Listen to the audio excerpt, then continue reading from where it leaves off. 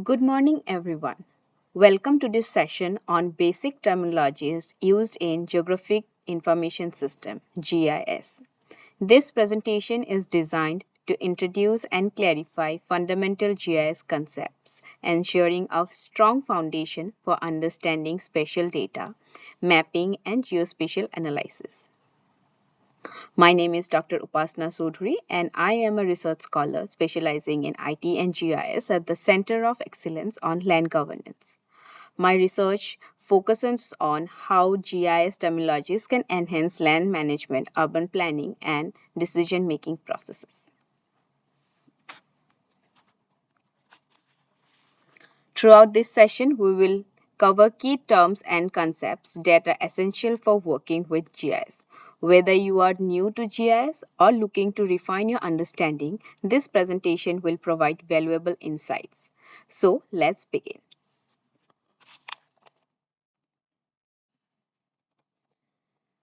Starting with three basics of fundamental GIS terminologies. GIS, that is Geographic Information System. This refers to a system designed to capture, store, analyze, and visualize geographic data. It helps in spatial decision making. Secondly, geospatial. This term is used for data that is linked to a specific location on Earth. So it combines geo, that is Earth, and spatial, that is space, meaning any information that has a geographic reference. Then comes data. In GIS, data represent real-world geographic features. It is crucial for mapping, analyzing, and decision making. These terms are essential for effectively working with GIS and spatial data. Moving on, we here will explain different types of GIS data, starting with spatial data. Also called geographic data, it specifies the location of features on Earth, answering the question about where. Then comes vector data, which represents geographic features using point, lines, or polygon, which are useful for mapping roads, boundaries, and locations. Then we have raster data. Raster data stores data in a grid or pixel format, commonly used in satellite imagery or elevation models, and etc. Then comes attribute data or non-spatial data, which provides descriptive details about spatial data, answering what a feature represents. This data type is crucial for GIS applications as they form the foundation for spatial analysis and mapping. Moving on. Here in this slide will introduce the key GIS concept related to data storage and spatial reference systems. Starting with shapefile. Shapefile is a widely used format developed by Esri for storing vector-based GIS data, including points, lines, and polygons. It has a standard since the 1990s. Then, the coordinate system, a system used to define locations on Earth, typically using latitude and longitude. Commonly used examples include Universal Transverse Marketer (UTM) and the Geographic Coordinate System (GCS). Now, what is GCS or Geographic Coordinate System? It uses latitude and longitude to define location considering Earth's curved shape. It is widely used for global mapping and navigation. Then comes projected coordinate system. This represents the Earth's curved 3D surface on a flat 2D map, making it essential for spatial analysis and mapping at local and regional scales. Moving to our next slide.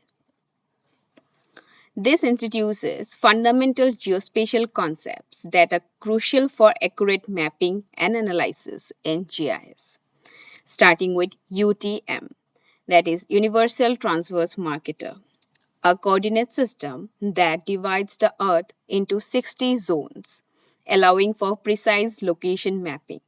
It is widely used for large scale mapping. Then we have datum, a reference system that defines the Earth's size and shape, providing a framework for measuring locations accurately. Then we have geocoding, the process of converting addresses into latitudes and longitudes coordinates, enabling their visualization on a map. Then we have WGS 84 or World Geodetic System 1984. It is a global geodetic reference system used in GPS, GIS, surveying, ensuring standardized positioning worldwide. Then we have GCP, GCP or Ground Control Point, a precisely surveyed location on Earth's surface used in GIS, remote sensing, and photogrammetry to improve the accuracy of spatial data and georeferencing. Moving on, here are some key GIS concepts related to spatial data alignment, transformation, and features representation, starting with georeferencing. The process of aligning spatial data to a known coordinate system so that it can be visualized, queried, and analyzed in relation to other geographic data. Then comes digitization, the process of converting analog geographical features into digital format by tracing them to create spatial data. Then, different feature types in GIS. GIS represent real-world objects as spatial data, which are categorized into three types based on their geometric structure.